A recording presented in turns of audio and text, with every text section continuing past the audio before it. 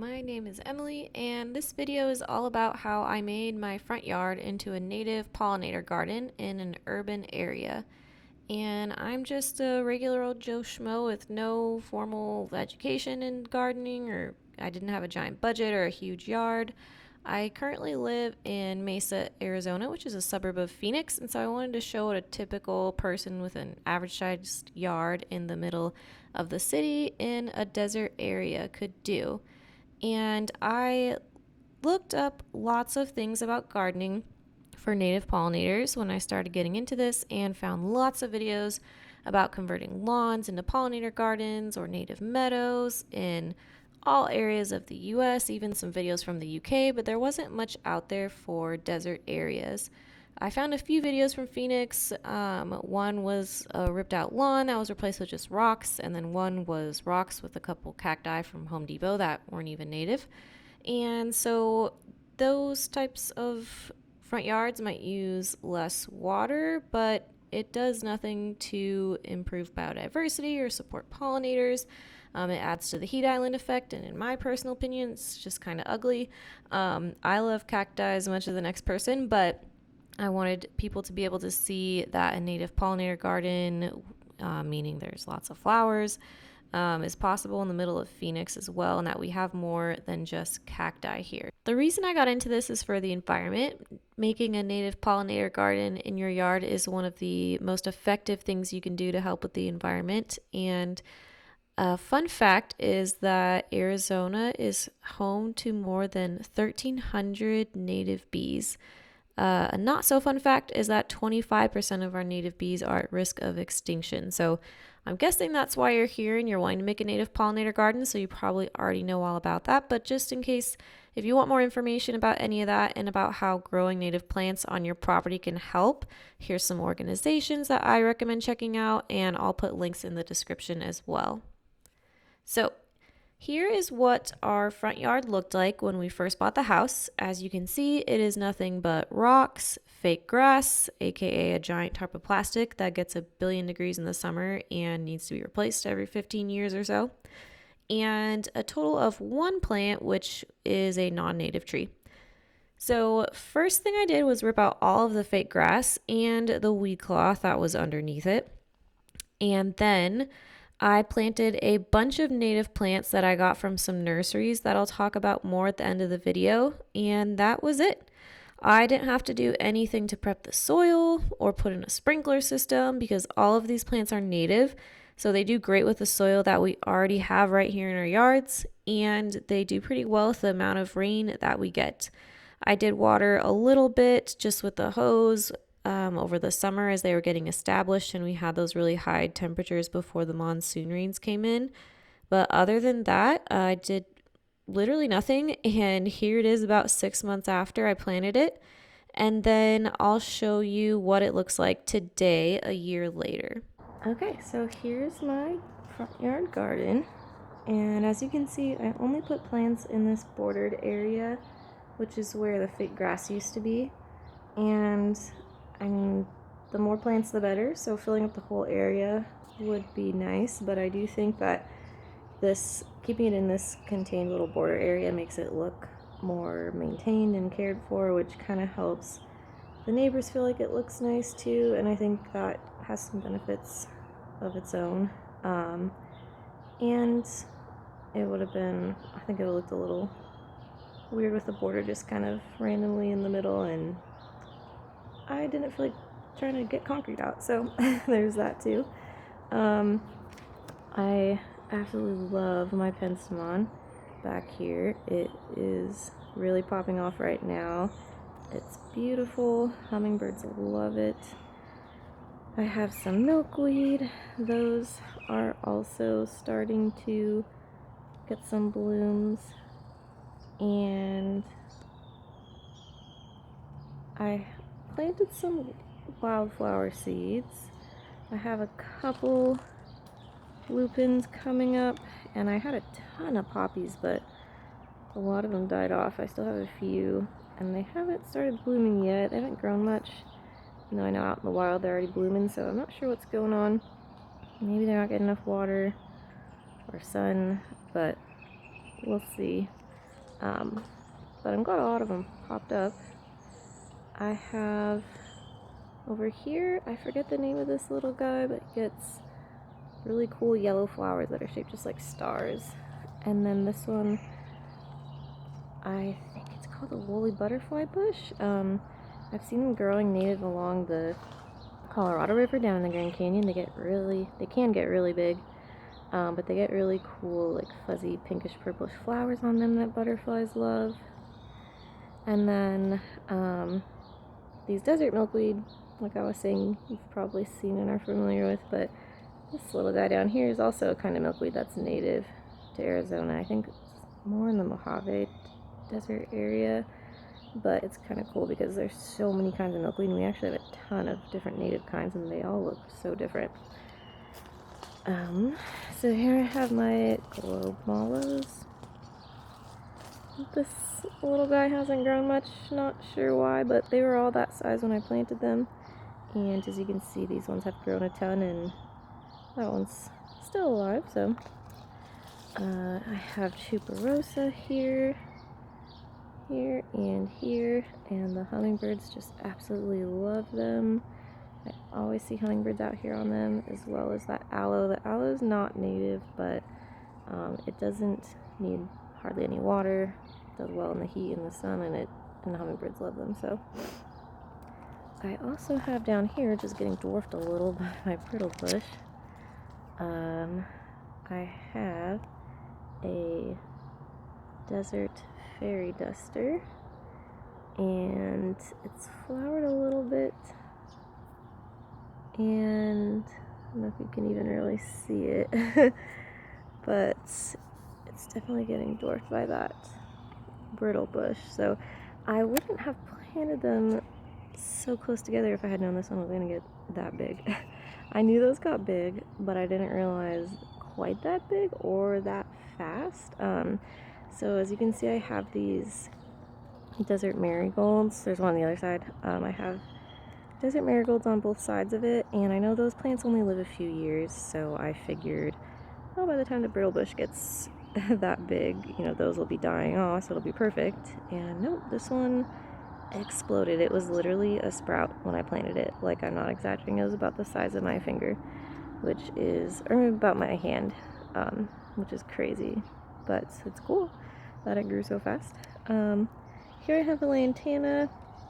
They're not native, but they're native adjacent. You can find them in Mexico and Texas.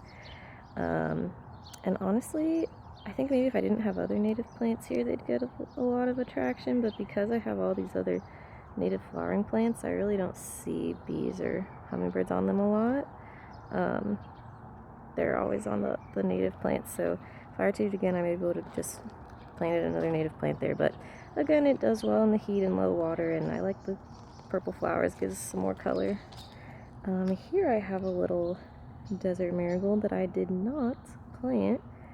I'm not sure if it was a pup that popped up from the roots of this one. I don't know if they do that. Or if it was a seed or something from a bird that fell there, but it's a free plant, so that's cool. And here I have my desert lavender, and bees love this one too. I have my agave, same thing, it's got some little pups coming up, which is cool. And this cactus, I think it's a, I don't know if it was hedgehog or pincushion, but it's like a crown of bright pink flowers, like the same shade as the penstemon, which is really pretty, and that'll probably be coming soon. I have just a golden barrel cactus. I think those are native to Mexico. If I were to do this again, I would have put the barrel cactus that's native to there, but I didn't know where to find one, and since I've found them at Whitfield Nursery, and I have one in the backyard, so here's my other desert marigold. I have just some rocks, and I have some wood. This is mesquite wood from a friend's tree that he trimmed, so it's native wood. I have those around for shelter because my garden is a wildlife habitat. I need some areas of shelter. So bugs and lizards can hide in there. I haven't seen any lizards. I have seen some spider webs in there though, so that's cool. Same with the wood pile. I wasn't sure if maybe some native bees would make some holes in there. I do see some holes, but I haven't seen any. I think those were there already when I put it there, so maybe when the tree was alive still. But I have seen spider webs in there, so I think it might be a little too, not quite deep enough. I think for a bee home, they usually like about 6 inches of depth. Got my bird bath. And another thing I'll point out here is, if you can even see it, there was a little weed that started growing, but when I used my app to see if it was native or not, it is native, and native bees love the little flowers on it, and so I left it because it's a native garden. It's a free plant. It's not a weed. It belongs here. So I let stuff grow. If it's not native, I'll pluck it out, and if it is native, then I'll leave it. And then here, again, getting dwarfed by the brittle bush, I actually trimmed it back because it was completely covered, is my Blackfoot daisy. So, again, I didn't think that the brittle bush would get quite so big so fast, but, let's see. Oh yeah, I have my desert willow tree, which doesn't have a ton of leaves right now because it's still technically winter. It is a host plant for, I think, the sphinx moth. So there's some type of a moth that it's a host plant for, and it gets pretty pinkish purplish tubular shaped flowers that hummingbirds love, and it's really beautiful. And then it gets seed pods, which I think can be annoying for people, but just leave them and the birds take them. I had no issues with them this year because there's so many birds around. I never thought it looked messy or anything, and even so, I mean, the leaves fell off, so I just left them. And then we have this big pistache tree, I think it's called. It's not native, and I don't love it, but I mean, I do love it because it's a big, beautiful tree, but it'd be nice to have a native tree here, but I mean, it was here when we bought the house, and it's already a nice, big, established tree, and the birds do still like it. There's always birds in it, flying in and out, hopping in the bird bath, so we're just gonna leave it. And I think that's pretty much it. Hummingbirds are here all the time, and I love just sitting out here either after I get home from work for about 10 minutes or in the morning when I'm eating breakfast, and almost always see hummingbirds, always see bees, often see butterflies. It's really cool. Oh yeah, one more thing. Over here I have a muddling spot for the butterflies, but I have a hard time keeping it wet. I wet it every morning and it just dries out so fast. So that's my attempt at a little butterfly watering area too. That's another thing for the wildlife habitat, is to have some water as well, and then food sources, so the seed pods and the nectar.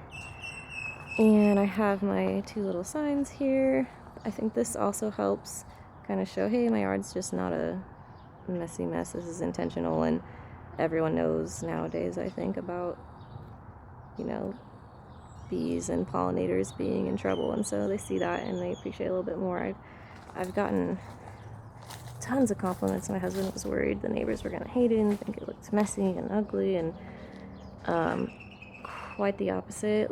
I feel like almost every single time someone walks by, if I'm sitting out here, they'll make a compliment about it, so it's really cool. Okay, so I just want to reiterate how little work the maintenance on this is. I did a lot of research up front, which I actually just really enjoyed doing. You don't have to do too much if you don't want to, but I just loved looking up all the different plants and getting it started. And of course, ripping out the fake grass and all that was a lot of labor, but it wasn't hard, so to speak. Um, but I also only spent a few $100 total on all of the plants. Like I said, I just watered it a little bit over summer. I just stood out there and sprayed it with the hose a little bit, maybe once a week before I went to bed at night. And then I just let it be. That's the best thing about native gardens is that you're supposed to do that. You're supposed to just let it be and let nature do its thing. And so I don't have to fertilize it. I don't have to have a sprinkler system. And it grew so fast because of the big rains we had in the fall this year. But it's still growing even without the big rains for a long time, and it's blooming a lot this spring. I've seen tons of bugs, which is really cool. Um, I've seen all different kinds of birds. I can't even sit out there for a few minutes without seeing hummingbirds. So it's really just an enjoyable piece of my property now, too. So here are some resources that helped me. I will put links in the description for all of these as well. The first is the Arizona Wildlife Federation, which is an affiliate of the National Wildlife Federation. They have a website, they have a podcast with some episodes about pollinators and native gardening, and they even have some classes that are free to join virtually. They'll usually be put on by Strategic Habitat Enhancements, which is a landscaping company that focuses on native landscaping down in the Tucson area, I believe. They also have a list of nurseries throughout the state where you can buy native plants from, and they are where I got my sign from. That is where I registered my yard as a native habitat area. And of course, you can always just Google and go down a rabbit hole, which I definitely did during the planning stage. Like I said, I enjoyed that. But if you want some ideas for where to select plants for pollinators, I recommend these sources. First is the Arizona Municipal Water User Association, I think it stands for. They have a great guide on plants that are very drought tolerant and heat tolerant. Now, all of them are native, but their guide does have a little symbol to show whether or not it's native. So, like I mentioned during my tour, you can get plants that are drought tolerant and heat tolerant, and that's good. But when you have native plants, you'll notice that the pollinators don't really go to those plants that much. They're really into the native ones. So it ends up just being kind of a little bit of a waste of a plant, other than if you just want one or two for, beauty's sake because they have a different color flower or something like that. And I'll also say be careful with that because you don't want to accidentally spread non-native plants. If they do really well with heat and low water, they could potentially spread out of your yard and become invasive. So just keep that in mind. I also got a lot of information from the Arizona Native Plant Society, which has a YouTube channel. They have some videos on there, and they also have a native seed library through the Maricopa Community Colleges. They have the Pollinator Pathways program, which is where I got my second sign from. I registered my garden through them as a Maricopa Pollinator Pathway. And then I also will shout out the Scottsdale, the Center for Native and Urban Wildlife on the Scottsdale Community College campus. That is where that Maricopa Native Seed Library is, one of the locations. So they have a cool little garden there, and you can go see their native plants growing and check out some seeds. And then Less Lawn, More Life and Homegrown National Park have some good, more general information to kind of inspire you.